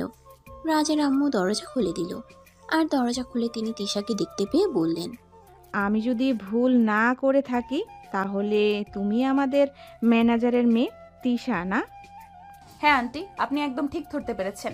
তবে আমার আরও একটা পরিচয় আছে। আপনি কিন্তু জানেন না যে আমি আপনার ছেলের ম্যাম হই। আন্টি, আপনি একদম ঠিক ধরতে পেরেছেন। তবে আমার আরও একটা পরিচয় আছে। আপনি কিন্তু জানেন না যে আমি আপনার ছেলের ম্যাম হই। ও আচ্ছা, এই ব্যাপার তাহলে তো খুবই ভালোই হলো। তাই তো, ভেতরে আসো। এই বলে রাজের আম্মু তিশাকে নিয়ে বাড়ির ভেতরে চলে আসলো আর তিশাকে ড্রয়িং রুমে বসতে দিল। তখনই তিশা রাজের আম্মুর কাছে জিজ্ঞাসা করলো, আন্টি, আমি আসলে একটা দরকারে এসেছি। রাজ কয়দিন ধরে ভার্সিটিতে যাচ্ছে না কেন? তার কি কোনো প্রবলেম হয়েছে নাকি? আমি তো তার বন্ধুর কাছে জিজ্ঞাসা করেছিলাম, সে তো বলল কোনো কিছুই জানে না। আসলে মা, তোমার আঙ্কেল কয়েকদিন ধরে বাসায় নেই। উনি অফিসের একটা কাজের জন্য ইংল্যান্ড গিয়েছেন, আর সেই জন্য রাজকে অফিস সামলাতে হচ্ছে। সেই জন্য সে অফিসে যেতে পারছে না। ও আচ্ছা, এই ব্যাপার। যাই হোক আন্টি, রাজ এখন কোথায় আছে? আমি একটু তার সঙ্গে দেখা করতে চাই। তার সঙ্গে আমার একটা জরুরি দরকার আছে। আপনি কি প্লিজ তার সঙ্গে আমাকে একটু দেখা করিয়ে দিতে পারবেন? হ্যাঁ অবশ্যই, কেন নয়। তুমি উপরে গিয়ে ডান দিকের 2 নাম্বার রুমটায় চলে যাও। সেখানেই রাজ তার বন্ধুর সঙ্গে বসে বসে আড্ডা দিচ্ছে। তুমি রাজকে সেখানেই পেয়ে যাবে। তিশা তখন আর কোনো কথা না বলে সেখান থেকে সোজা উপরে চলে আসে আর রুমে এসে দেখতে পায় রাজ আর নিলয় দুজনে একসঙ্গে বসে আড্ডা দিচ্ছে। সে রাজকে নিজের চোখের সামনে দেখতে পেয়ে আর কোনোভাবেই নিজেকে কন্ট্রোল করতে পারছিল না। তাই সে দৌড়ে গিয়ে রাজকে জড়িয়ে ধরে বলতে লাগলো, তুমি এতদিন আমার সঙ্গে কোনো যোগাযোগ করনি কেন? জানো, তোমাকে দেখতে না পেয়ে আমার কতটা কষ্ট হয়েছিল। আমি তো ভেবেছিলাম হয়তো তোমার কিছু হয়ে গেছে। তোমার বাড়িতে আসারও সাহস পাচ্ছিলাম না, তাই তোমার কোনো খোঁজও নিতে পারছিলাম না। তিশার এমন কর্মকাণ্ড দেখে রাজ আর নিলয় দুজনেই হতবাক হয়ে যায়। তারা কেউই বুঝতে পারছে না কি হচ্ছে এখানে এসব। এদিকে নিলয় তখন অনেকটা লজ্জায় পড়ে যায় আর রুম থেকে বের হয়ে আসে। এদিকে রাজ তিশাকে নিজের কাছ থেকে ছাড়ানোর চেষ্টা করতে থাকে আর বলতে থাকে, আরে ম্যাম, এসব আপনি কি করছেন? আর সব কি পাগলের মতো আবোল তাবোল বকছেন? আপনার কি মাথা খারাপ হয়ে গেছে নাকি? হ্যাঁ, আমার মাথা একদম ঠিক হয়ে গেছে। আমি তোমাকে দেখতে পাইনি বলে আমার মাথা সত্যিই খারাপ হয়ে গেছে। তুমি কেন এতদিন ভার্সিটিতে যাওনি? আর তুমি অফিসে আছো সেটা আমাকে বলনি বা কেন? আরে ম্যাম, আমার বাবার অফিস, আমি চাইলে যে কোনো সময় যেতেই পারি। এতে আপনার কাছে বলে যাওয়ার কি আছে? আর আপনি আমাকে এভাবে জড়িয়ে ধরে আছেন কেন? প্লিজ আমাকে ছাড়ুন। না, আমি তোমাকে একটুও ছাড়বো না।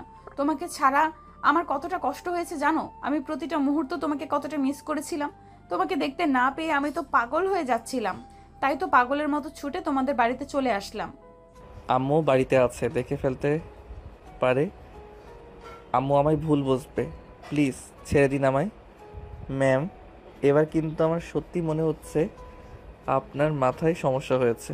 আপনাকে ডাক্তার দেখানো দরকার। প্লিজ আপনি আমাকে ছাড়ুন। আপনি হয়তো ভুলে যাচ্ছেন আপনি আমার ম্যাম আর আমি আপনার স্টুডেন্ট। এভাবে আমাকে জড়িয়ে ধরাটা আপনার একদমই ঠিক হচ্ছে না। কেন? আমি তোমার ম্যাম বলে কি তোমায় ভালোবাসতে পারি না? এটা কি কোনো হাদিসে লেখা আছে নাকি? বিশ্বাস করো রাজ, আমি তোমাকে ভালোবেসে ফেলেছি। আমি তোমার প্রেমে পড়ে গেছি। আমি নিজেকে তোমায় বিহীন চিন্তাও করতে পারছি না। এই বলে তিশা রাজকে আরো শক্ত করে জড়িয়ে ধরে আর কান্না করতে থাকে। এদিকে রাজ কি করবে কিছুই বুঝতে পারছে না। তিশার এমন কর্মকাণ্ডে সে একদম বাকরুদ্ধ হয়ে গেছে। তারপরও তিশাকে নিজের থেকে ছাড়ানোর চেষ্টা করতে থাকে।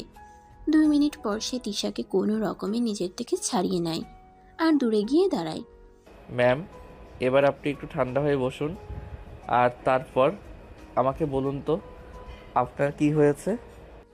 আমি তোমায় ভালোবেসে ফেলেছি। এসব পাগলামো বন্ধ করুন আর কাজের কথা বলুন। আপনি এখানে কেন এসেছেন? আমি একদম পাগলামো করছি না। আমি সত্যিই তোমায় ভালোবেসে ফেলেছি। জানি না কিভাবে আমি তোমার প্রেমে পড়ে গিয়েছি আর তোমায় এতটা ভালোবেসে ফেললাম। তোমাকে ছাড়া আমি আমার জীবনটা কল্পনাও করতে পারছি না। প্লিজ তুমি আমার ভালোবাসা একসেপ্ট করো, আমাকে অবহেলা করো না। আমি তোমার ছাড়া থাকতে পারছি না, খুব কষ্ট হচ্ছে আমার। এদিকে এসব কথাবার্তা রুমের বাইরে দাঁড়িয়ে দাঁড়িয়ে নিলয় শুনছিল আর এদিকে রাজ তখনই নিলয়কে রুমে ডেকে নেয় আর বলতে লাগে, ভাই শোন, টাকা যা লাগে সব আমি দিচ্ছি। টাকা নিয়ে তুই কোনো চিন্তা করিস না, কিন্তু তুই ম্যামকে এক্ষুনি আমাদের বাড়ি থেকে নিয়ে যা এবং কোনো সাইকোলজিস্ট দেখানোর ব্যবস্থা কর। আমি কেন ম্যামকে এখন থেকে নিয়ে যাব? আমি তো তোকে আগেই বলেছিলাম ম্যাম মনে হয় তোর প্রেমে পড়ে গিয়েছে, কিন্তু তুই তো আমার কোনো কথাই শুনছিলি না, এমনকি আমার কথাকে কোনো পাত্তাও দিচ্ছিলি না। যাই হোক ভাই, আমি সব শেষে তোকে একটা কথাই বলবো, তোদের ব্যক্তিগত ব্যাপারে আমি কোনো কথা বলতে চাই না। এটা তোদের দুইজনের ব্যক্তিগত ব্যাপার, কী করবি তোরা দুইজন করবি, তোদের দুইজনের ব্যক্তিগত ব্যাপারে আমি ঢুকতে চাই না। হ্যাঁ নিলয়, তুমি একদম ঠিক কথাই বলেছ। কারো ব্যক্তিগত ব্যাপারে কোনো কথা বলতে নেই। তুমি এখান থেকে চলে যাও, এটা আমাদের দুজনের ব্যক্তিগত ব্যাপার, আমরা দুজনেই সামলে নেব। নিলয় তখন কোনো কথা না বলে চুপচাপ রাজের রুম থেকে বের হয়ে নিজের বাড়িতে চলে যায়। আর এদিকে রাজ তখন মাথায় হাত দিয়ে বসে পড়ে। এসব সে কি শুনছে, সে তো কিছু বিশ্বাসই করতে পারছে না। অবশেষে কিনা ম্যাম তার প্রেমে পড়ে গেল। কি হলো, তুমি এইভাবে চুপচাপ বসে আছো কেন? আমি তোমাকে কিছু বলেছি, তুমি আমার কথার কোনো উত্তর দিচ্ছ না কেন? ম্যাম প্লিজ, আমি আপনাকে রিকোয়েস্ট করে বলছি, আপনি এখান থেকে চলে যান দয়া করে। এখানে কোনো ঝামেলা করবেন না। এটা আমার বাড়ি, আর আব্বু আম্মু আমাকে খুব ভালো করে চেনে। তারা খুব ভালো করে জানে আমি কখনোই খারাপ কোনো কাজ করি না। আমি কি তোমাকে একটাবারও বলেছি তুমি কোনো খারাপ কাজ করেছো? আমি তো তোমাকে একটাবারও বলিনি যে তুমি কোনো খারাপ কাজ করেছো। আমি শুধু তোমাকে এটাই বলেছি যে আমি তোমার প্রেমে পড়ে গেছি, আমি তোমাকে ভালোবাসি, আর সব শেষে আমি নিজেকে তোমার ভালোবাসার বন্ধনে আবদ্ধ করে রাখতে চাই। তাহলে এখানে তুমি খারাপ কথা বা খারাপ কাজ কোথা থেকে পাচ্ছ? ম্যাম আপনি সত্যি অন্ধ হয়ে গেছেন। আমি বুঝতে পারছি না আপনি এই কথাগুলো কি করে বলছেন। আমি আপনার ছাত্র হই সেটা আপনি ভুলেই বা যাচ্ছেন কি করে? কেউ কতটা মেন্টাল হলে নিজের ছাত্রকে এসব কথা বলতে পারে সেটা সত্যি আমার জানা নেই। আমি এক্ষুনি আপনার আব্বুকে ফোন দিচ্ছি। এই বলে সঙ্গে সঙ্গেই রাজ তার নিজের মোবাইলটা বের করে তিশার আব্বুকে ফোন দেয় আর বলে, আঙ্কেল আপনি প্লিজ একবার আমাদের বাড়িতে আসেন। আপনার সঙ্গে খুব জরুরি একটা দরকার আছে, আপনাকে এক্ষুনি আসতে হবে। কিন্তু বাবা কি হয়েছে সেটা তো তুমি আমাকে বলো, এভাবে হুট করে তুমি আমাকে এত জরুরি তলব কেন দিচ্ছ? আঙ্কেল আপনি আগে আমাদের বাড়িতে আসেন, তারপর আপনাকে সব কিছু খুলে বলছি। কিন্তু এখন আপনাকে কোনো কিছুই বলা যাবে না, আর ফোনে বললেও আপনি বুঝতে পারবেন না। তাই দেরি না করে আপনি তাড়াতাড়ি চলে আসুন। আচ্ছা বাবা ঠিক আছে, কোনো সমস্যা নেই, আমি এক্ষুনি চলে আসছি। এই বলে তিশার আব্বু ফোনটা কেটে দেয় আর রাজ ফোনটা রেখে বিছানায় বসে পড়ে। তখনই তিশা বলতে থাকে, দেখো, আমার মনে হয় আব্বুকে ফোন দিয়ে কথা বলে কোনো লাভ হবে না, কারণ আব্বু খুব ভালো করে জানে আমি কতটা জেদি আর একগুঁয়ে। আমি যখন কোনো কিছু করব বলে চিন্তা করি, যতক্ষণ না সেটা না করতে পারি ততক্ষণ আমার শরীরে শান্তি লাগে না। আর এখন যখন প্রেম ভালোবাসার মতো বিষয়গুলোতে নিজেকে ইনভলভ করে ফেলেছি, তখন তো আর মনে হয় আমি কোনোভাবেই নিজেকে সেখান থেকে সরিয়ে আনতে পারবো না। তাই তুমি যাই কিছু করো না কেন, তাতে আমার মনে হয় কোনো লাভ হবে না। তখন তিশার কথায় রাজ কোনো উত্তর দিল না। সে চুপচাপ বসে রইল, তিশার আব্বুর অপেক্ষা করতে লাগলো। প্রায় আধা ঘন্টা পর তিশার আব্বু সেখানে এসে উপস্থিত হয় আর রাজকে দেখে তিনি বলতেই থাকেন, কি ব্যাপার বাবা, কি হয়েছে? তুমি এভাবে তাড়াহুড়ো করে আমাকে তোমাদের বাড়িতে ডাকলে কেন? আঙ্কেল এই যে দেখুন আপনার মেয়ে আমার বাড়িতে কেন এসেছে সেটা আপনি তার কাছে জিজ্ঞাসা করুন, আর এজন্যই আমি আপনাকে ডেকে পাঠিয়েছি। কি ব্যাপার তিশা, তুমি এখানে কেন? আমার জানা মতে তোমার তো এখানে কোনো দরকার নেই, তাহলে কেন এসেছো? আব্বু, আমি রাজকে ভালোবাসি, আর আমার ভালোবাসার কথা বলতে এখানে এসেছি। তোমার কি সত্যি সত্যি মাথা খারাপ হয়ে গেছে নাকি? তুমি জানো তুমি কি বলছো? এসব উল্টোপাল্টা কথা তুমি কেন বলছো বলো তো আমায়। আব্বু, আমার মাথা সম্পূর্ণ ঠিক আছে, আমি কোনো উল্টাপাল্টা কথা বলছি না। আমি যা বলছি একদম সত্য কথা। আমি রাজকে ভালোবেসে ফেলেছি, তাকে ছাড়া আমি বেঁচে থাকতে পারবো না। দেখো, সব পাগলামের একটা লিমিট আছে। কোথায় আমরা আর কোথায় রাজ সেটা তুমি জানো? জানি না, আর জানার কোনো প্রয়োজন নেই। রাজ একজন মানুষ আর আমরাও মানুষ, তাহলে আমাদের মধ্যে কেন কোনো পার্থক্য থাকতে যাবে? হ্যাঁ তিশা প্লিজ, তুমি এসব উল্টোপাল্টা কথা বলা বন্ধ করো, আর তুমি আমার সঙ্গে বাসায় চলো। হ্যাঁ, আমি অবশ্যই বাসায় যাব। আমি এই বাসায় থাকার জন্য এক্ষুনি চলে আসিনি। তবে রাজের মুখ থেকে ভালোবাসার কথা শুনে তারপর যাব। রাজ যখন আমাকে ভালোবাসার কথা বলবে আমি তখনই চলে যাব, কিন্তু যতক্ষণ বলবে না ততক্ষণ আমি এখানে থাকবো। এভাবেই তাদের মধ্যে কথা কাটাকাটি চলতে থাকে।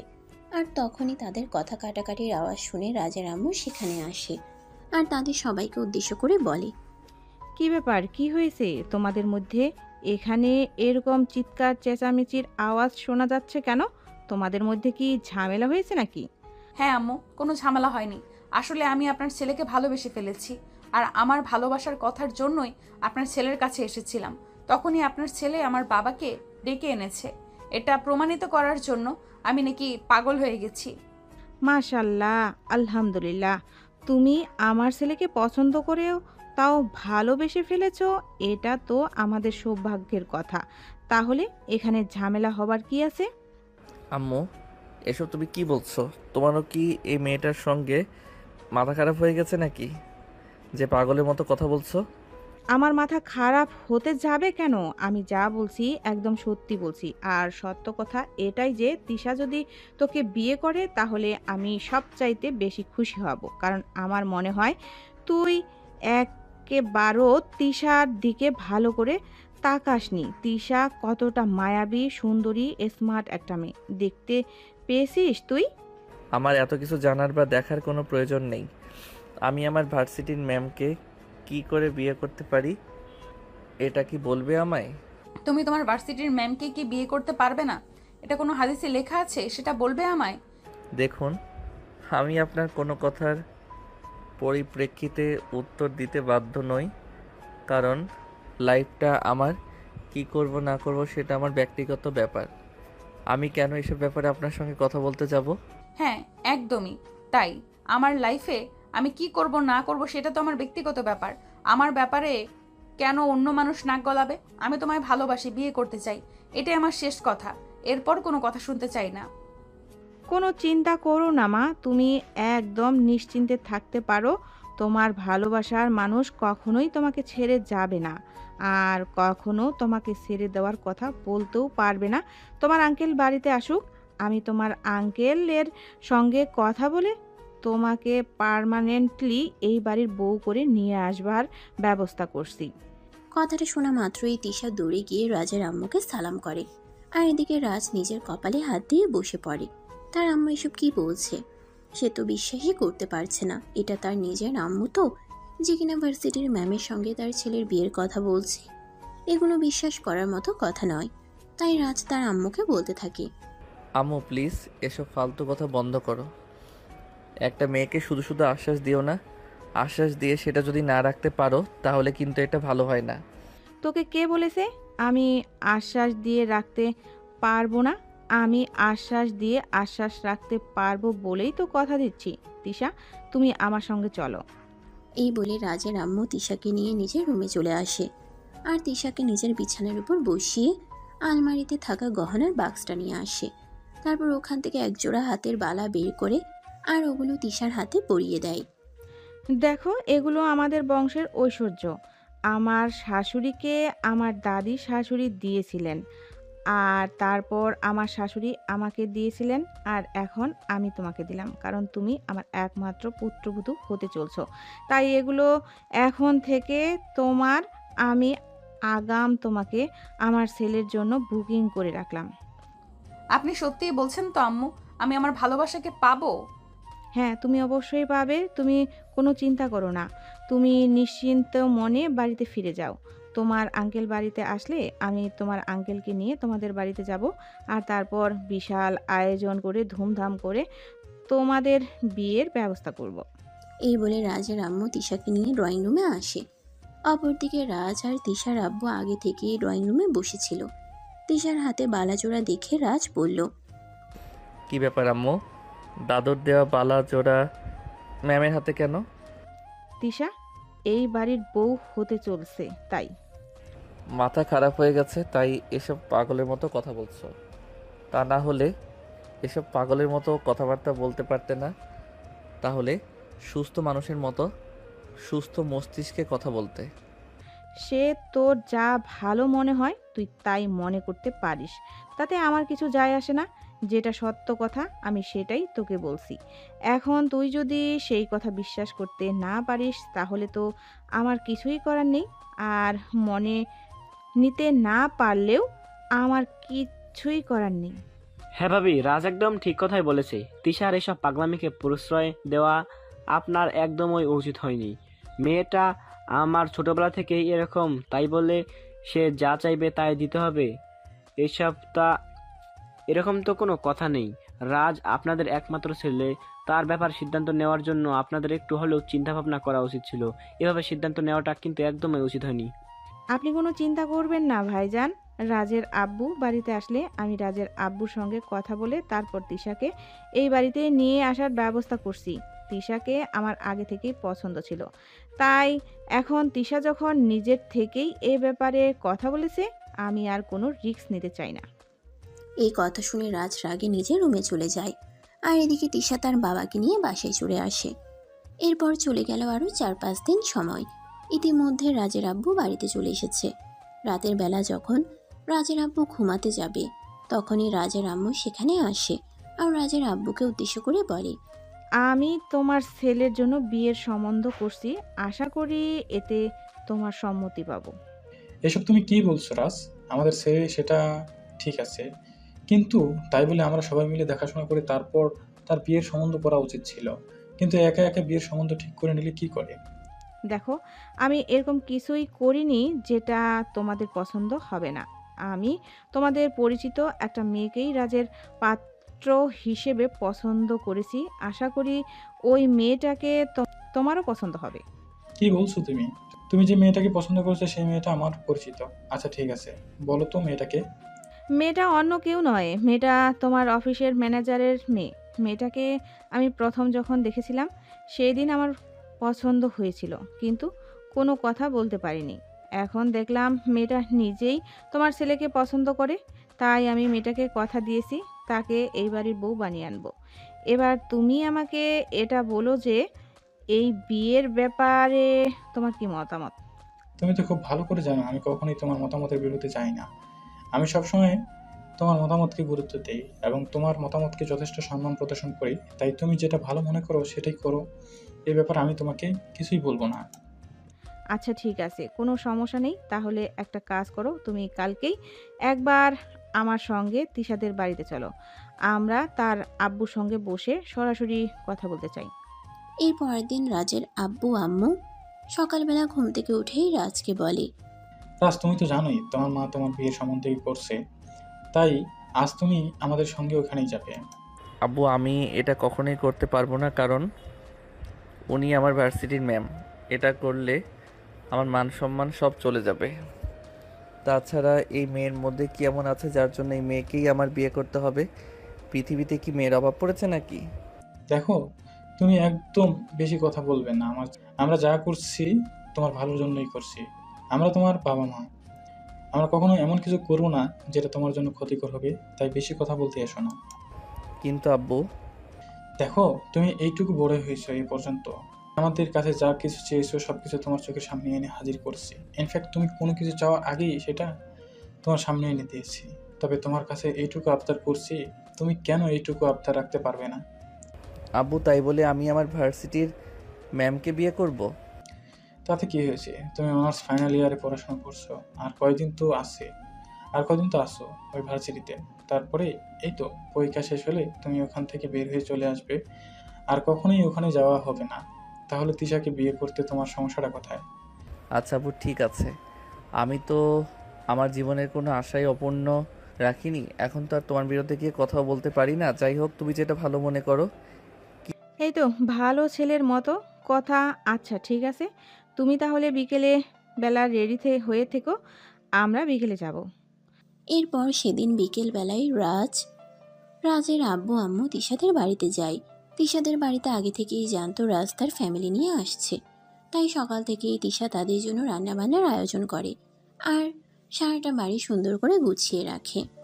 রাজ আর তার ফ্যামিলির সবাই যখন তিশাদের বাড়িতে গিয়ে পৌঁছায় তখন আনুমানিক বিকেল 3টার মতো হবে বাজে। সবাই মিলে ড্রয়িং রুমে বসে গল্প করছিল। তখনই রাজের আম্মু বলল, আচ্ছা, আমরা এভাবে গল্প করেই চলছি, কিন্তু আমরা যে কথাটা বলার জন্য এসেছি সেই কথাটা তো ভুলেই যাচ্ছি আমরা। কি শুধু গল্পই করব? ওই কথাটা নিয়ে কোনো কথা বলবো না? হ্যাঁ, আসলে ম্যানেজার সাহেব, দেখুন, আপনি তো সবটাই জানেন। এখন তো আর নতুন করে কিছুই বলার নেই, তাই আপনার সঙ্গে বিয়ের পাকা কথা বলতে আসলাম। এখন তো আপনাকে ম্যানেজার বলা যাবে না, আমার বিয়েই বলতে হবে। হ্যাঁ স্যার, তবে আমার মনে হয় এই বিষয়টা নিয়ে আরও একবার ভেবে দেখলে ভালো হতো। ভেবে দেখার কি আছে? আমার স্ত্রী যখন পছন্দ করেছে তখন তিশাকেই আমি আমার বাড়ির বউ বানিয়ে নিতে চাই। ঠিক আছে, আপনারা যেটা ভালো মনে করেন। তাছাড়া আপনাদের ওপর আমার সম্পূর্ণ ভরসা আছে। আপনাদের বাড়িতে গেলে আমার মেয়ে ভালোই থাকবে। এরপর তারা বিয়ের পাকা কথা বলে। তিশাকে একটা ডায়মন্ডের নেকলেস গিফট করে। তখনই রাজের আব্বু রাজকে বলে। যাও, তুমি তিশার সঙ্গে কথা বলো। রাজ তখন কোনো উত্তর না দিয়ে চুপচাপ সেখান থেকে উঠে বাড়ির বাইরের বাগানে চলে আসে। তখন তিশা তার পিছন পিছন আসে। বাগানের বেঞ্চিতে বসে রাজ কিছু একটা চিন্তা করছিল। তখন এই পিছন থেকে তিশা তার কাঁধে হাত রেখে বলতে লাগলো। কি ব্যাপার, তুমি কি চিন্তা করছো? কি আর চিন্তা করব? এখন আর চিন্তা করে কি লাভ হবে? যা হওয়ার তা তো হয়ে গেছে, এখন আর কি হওয়ার বাকি আছে? দেখো, তোমায় আমি ভালোবেসে ফেলেছি, আর ভালোবাসা হারিয়ে আমি বেঁচে থাকতে পারবো না। তাই আমি তোমাকে বিয়ে করতে চাইছি। প্লিজ তুমি আমাকে মেনে নাও। কখনো ভালোবাসার কমতি রাখবো না। ভালোবাসা দিয়ে আর কি হবে? যেখানে কিনা নিজের ম্যামকে বিয়ে করতে হচ্ছে সেখানে ভালোবাসার কি? বুঝতে পেরেছি তুমি এখনো আমার উপর অভিমান করে আছো, আমাকে ভুল বুঝতেছো, কিন্তু বিশ্বাস করো, এমন একটা সময় আসবে যেদিন তুমি নিজে থেকেই আমাকে বলবে আমাকে বিয়ে করে তুমি জিতেছো, আমাকে বিয়ে করে তুমি একটু ঠকে যাওনি। আমি সেই দিনটার অপেক্ষায় রইলাম। এই বলে তিশা বাড়ির ভিতরে চলে যায়। আর এদিকে এক সপ্তাহ পরেই রাজ আর তিশার বিয়ের আয়োজন করা হয় মহা ধুমধামের সাথে। সেই বিয়ের অনুষ্ঠান হয়। শহরের গণ্যমান্য ব্যক্তিবর্গ থেকে সবাই উপস্থিত ছিলেন সেখানে। কিন্তু রাজের একটুও মন ভালো ছিল না। কি ব্যাপার দোস্ত, তুই এখানে মন খারাপ করে বসে আসছিস কেন? আজ তোর বিয়ে, বিয়ের দিন কেউ এভাবে মন খারাপ করে থাকে? বিয়ে তো কি হয়েছে, আমি কি নাচবো নাকি? আরে ভাই, তুই আমাকে কেন মেসেজ দেখাচ্ছিস? আমি তো আর তোর বিয়ে ঠিক করিনি, তাহলে আমাকে মেসেজ দেখে কি লাভ বল? আমি সরি, প্লিজ তুই কিছু মনে করিস না। কিন্তু কি করব বল, আমি আর এসব কিছু সহ্য করতেই পারছি না। আমার মেজাজ খুব খারাপ হয়ে যাচ্ছে। আমি নিজেকে আর কোনোভাবেই কন্ট্রোল করতে পারছি না। দোস্ত, যা হচ্ছে সব মেনে নে। মেনে না নিয়ে কোনো কিছু করার নেই। দেখ, তোর আব্বু আম্মু চেয়েছে বলেই কিন্তু বিয়েটা হয়েছে, এমনটা কিন্তু নয় যে শুধু ম্যাডামের ইচ্ছাতে বিয়েটা হয়েছে। হ্যাঁ সেটাই তো, আমি আমার আব্বু আম্মুকে কিছু বলতে পারছি না, আর সব কিছু আমাকে মুখ বুজে সহ্য করতে হচ্ছে। তাই তো খুব খারাপ লাগছে। আজ যদি আব্বু আম্মু আমার দিকটা বুঝতো, আব্বু আম্মু ইচ্ছে করে আমার সঙ্গে এরকমটা করতো, তাহলে হয়তো এতটা খারাপ লাগতো না। এই বলে হৃদয় রাজকে নিয়ে বাড়ির ভিতরে চলে আসে। সেদিন ছিল বৌভাতের অনুষ্ঠান। সবাই মিলে অনেক আনন্দ উল্লাস করে। তারপর খাওয়া দাওয়ার পর্ব শেষ করে সবাই নিজেদের বাড়িতে চলে যায়। আর সেদিন রাতের বেলা রাজ আর তিশার জন্য বাসরের আয়োজন করা হয়। আসলে বাঙালি মুসলিম পরিবারের একটা রেওয়াজ আছে, যেদিন বিয়ে হয় সেদিন কিন্তু বাসর হয় না। বৌভাতের দিন রাতে বাসরের আয়োজন করা হয়। রাজ আর তিশা দুজনেই ছিল মুসলিম ফ্যামিলির, তাই তাদের বিয়ের সমস্ত আচার অনুষ্ঠানও মুসলিম রীতিতেই পালন করা হয়। বাসর ঘরে বসে বসে তিশা রাজের জন্য অপেক্ষা করছে। অপরদিকে রাজ ছাদে দাঁড়িয়ে একটার পর একটা সিগারেট খেয়েই যাচ্ছে। সারা বাড়িতে সবাই তাকে খোঁজাখুঁজি করছে, কিন্তু কোথাও খুঁজে পাচ্ছে না। তখনই হঠাৎ রাজের আম্মু তার বন্ধু নিলয়কে বলে। কি ব্যাপার নিলয়, রাজ কোথায় গেল? তাকে কোথাও খুঁজে পাওয়া যাচ্ছে না কেন? প্লিজ একবার তোমরা ওকে খুঁজে দেখো ও কোথায় গিয়েছে। রাত 11টা বেজে গেছে, ওকে কোথাও খুঁজে পাওয়া যাচ্ছে না। এই কথাটা যদি ওর আব্বু জানতে পারে তাহলে খুব রাগারাগি করবে। ঠিক আছে আন্টি, আপনি কোনো চিন্তা করবেন না, আমরা দেখছি রাজ কোথায় আছে। আপনি একটু রিল্যাক্সে বসুন। এই বলে সারা বাড়ি বাগানার ছাদে তন্ন তন্ন করে খুঁজল তাকে। তখনই হঠাৎ নিলয় দেখতে পায় রাজ ছাদের এক কোণায় দাঁড়িয়ে দাঁড়িয়ে সিগারেট কাটছে। তখনই নিলয় তার পাশে গিয়ে দাঁড়ায় আর বলে। কী ব্যাপার দোষ, তুই এখানে কি করছিস? আমরা সবাই তোকে খুঁজছি, কোথাও খুঁজে পাওয়া যাচ্ছে না, আর এখানে তুই দাঁড়িয়ে দাঁড়িয়ে সিগারেট খাচ্ছিস। হ্যাঁ তো কি হয়েছে? তাছাড়া তোরা আমাকে খুঁজবি কেন? আরে ভাই, তুই কি ভুলে গেছিস নাকি? আজ তোর বাসর রাত, তাই তো তোকে খুঁজতেছিস। তাছাড়া কি তোকে খোঁজার অন্য কোনো কারণ আছে নাকি? তাড়াতাড়ি নিচে আয়। তোর বউ সে কখন থেকে বাসর ঘরে বসে বসে তোর জন্য অপেক্ষা করছে। তাড়াতাড়ি আয় না ভাই। আমি যাব না, আমার কোনো কিছু ভালো লাগছে না। কেন আমার সঙ্গে এরকম হলো আমি কোনো কিছুই বুঝতে পারছি না। ভাই তোর দুইটা পায়ে ধরে তুই আমাদের সঙ্গে নিচে চল। তোর আব্বু যদি জানতে পারে তুই এরকম বলছিস তাহলে কি হবে সেটা তুই ভাবতে পারছিস তো? তাই তোকে রিকোয়েস্ট করে বলছি, এদিনে খারাপ কিছু করিস না, চল আমাদের সঙ্গে। এই বলে নিলয় আর হৃদয় দুজনে মিলে রাজকে তার রুমে পৌঁছে দেয় আর দরজাটা বাইরে থেকে লক করে দেয়। রাজ রুমে প্রবেশ করতেই তিশা বিছানা থেকে নেমে রাজকে সালাম করতে চায়, আর তখনই রাজ কর্কশ কণ্ঠে বলতে থাকে, এই যে শুনেন, আপনি আমার থেকে যথেষ্ট দূরত্ব বজায় রাখবেন। আপনাকে বিয়ে করেছি তার মানে কিন্তু এই নয় আপনি আমার বউ, তবে সেটা শুধুমাত্র কাগজে কলমেই থাকবেন, অধিকার ফলাতে কখনই আসবেন না। এইসব তুমি কি বলছো রাজ? তোমার কি মাথা খারাপ হয়ে গেছে নাকি? আমি তোমার বিয়ে করা বউ। গতকালকে তোমার সঙ্গে আমার বিয়ে হয়েছে আর আজ আমাদের বাসর। এখন তুমি এগুলো কি বলছো? আমি যা বলছি একদম সত্য কথা বলছি, আমি কোনো ভুল কথা বলছি না। আর শেষবারের মতো আপনাকে বলে দিচ্ছি, আমার কাছে কখনোই স্বামীর অধিকার চাইতে আসবেন না। শুধুমাত্র আমি আমার আব্বু আম্মুর জন্যই আপনাকে বিয়ে করেছি, তা না হলে আপনার মতো মেয়েকে আমি কখনোই বিয়ে করতাম না। কেন বিয়ে করতে না কিসের কমতি আছে? কেন বিয়ে করতে না কিসের কমতি আছে আমার মধ্যে? আমি কি দেখতে অসুন্দর, অশিক্ষিত, গাইয়া, আনকালচার্ড? আমি জানি না, আমি কোনো কিছু জানতেও চাই না। আর আপনার প্রশ্নের উত্তর দেওয়ার কোনো ইচ্ছা আমার নেই। চুপচাপ বিছানায় শুয়ে ঘুমিয়ে পড়ুন। আর আমি বেলকনিতে গিয়ে ঘুমাচ্ছি। আপনার সঙ্গে এক রুমে আমি কোনোভাবেই থাকবো না। দেখো, তুমি যেরকমটা ভাবছো সেরকমটা একটুও হবে না। কারণ আমি তোমায় ভালোবেসে বিয়ে করেছি, স্ত্রীর অধিকার পাওয়ার জন্যই। আমি তোমায় এমনি এমনি বিয়ে করিনি। আর বিয়ে যখন হয়ে গেছে, এখন তুমি কোনো কথা বললেও আমি সেটা শুনবো না। কেন শুনবেন না? আমি কি আপনাকে একবারও বলেছি যে আমি আপনাকে বিয়ে করব? আপনাকে আমার পছন্দ হয়, আপনাকে আমার বিয়ে করতে ইচ্ছা করে, তাহলে আপনি কেন আমার সঙ্গে এরকমটা করেছেন? আপনি আমার ম্যাম, সে পর্যন্তই ঠিক ছিলেন। কেন আপনি সেদে সেদে আমার সঙ্গে সম্পর্ক করতে আসলেন?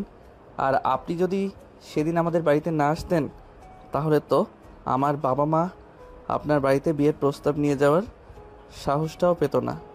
এখন আমি আপনাকে যেটা বলবো আপনাকে সেটাই শুনতে হবে। ও তাই নাকি? একটা কথা ভালো করে বলে রাখি, তুমি শোনো। তুমি যদি আমার কথা না শোনো তাহলে আমি তোমার কথা শুনবো কেন? আমি তোমার বিয়ে করা বউ, আমার অধিকার আছে তোমার থেকে আমার অধিকার আদায় করে নেওয়ার। এই যে শুনেন, আপনার সঙ্গে ফালতু কথা বলার কোনো ইচ্ছা আমার নেই। আমার প্রচণ্ড ঘুম পেয়েছে। তাছাড়া এই কয়েকদিনে আমার উপর প্রচণ্ড ধকল গেছে, তাই আমাকে ঘুমাতে হবে। দয়া করে বিরক্ত করবেন না। এই বলে রাজ তখনই আলমারি থেকে একটা বালিশ আর একটা চাদর নিয়ে ব্যালকনিতে চলে যেতে চায়। তখনই তিশা পিছন থেকে রাজের হাতটা ধরে ফেলে আর টান দিয়ে নিজের বুকের সঙ্গে মিশিয়ে দেয়। এটা দেখে রাজ বলতে থাকে, এসব কি করছেন আপনি নির্লজ্জ বেহায়া মার্কা? আপনাকে তো যেদিন প্রথম দেখেছিলাম সেদিনই আমি বলেছিলাম আপনাকে হয়তো কোনো ছেলে বিয়ে করতে পারবে না, আর কোনো ছেলে বিয়ে করতেও চাইবে না, কারণ খোসা ছাড়া কলা কেউ খেতে চায় না। হ্যাঁ, তুমি একদম ঠিক কথাই বলেছো। তবে তুমি হয়তো এটা ভুলে গেছো, যেদিন থেকে তুমি আমাকে এই কথাটা বলেছো সেদিন থেকেই আমি ওয়েস্টার্ন ড্রেস পরা একদম ছেড়ে দিয়েছি। এরপর থেকে আমি সবসময় বাঙালি পোশাক পরতেই অভ্যস্ত করেছি নিজেকে। তাতে কি হয়েছে? তাই বলে কি এটা কোনো হাদিসে লেখা আছে যে আমার আপনাকে বিয়ে করতে হবে? এটা তো কোনো হাদিসে লেখা নেই। তাহলে আপনি কেন এসেছেন সেদে সেদে আমাকে বিয়ে করতে? কারণ তোমার কথা বলা, তোমার চাল চলন সবকিছুই আমার ভালো লেগেছে। অবশেষে আমি তোমার প্রেমে পড়েছি। আর যখন একটা মানুষকে আমার মনটাই দিয়ে ফেলেছি, তখন সেই মানুষটার কাছ থেকে নিজেকে কিভাবে দূরে রাখবো? তাই তো আমি তোমার কাছে চলে এসেছি। কিন্তু আনফর্চুনেটলি আমি আপনাকে অ্যাকসেপ্ট করতে পারছি না। এবার দয়া করে আমাকে নিজের বাহু বন্ধন থেকে ছেড়ে দিন, আমি ঘুমাবো।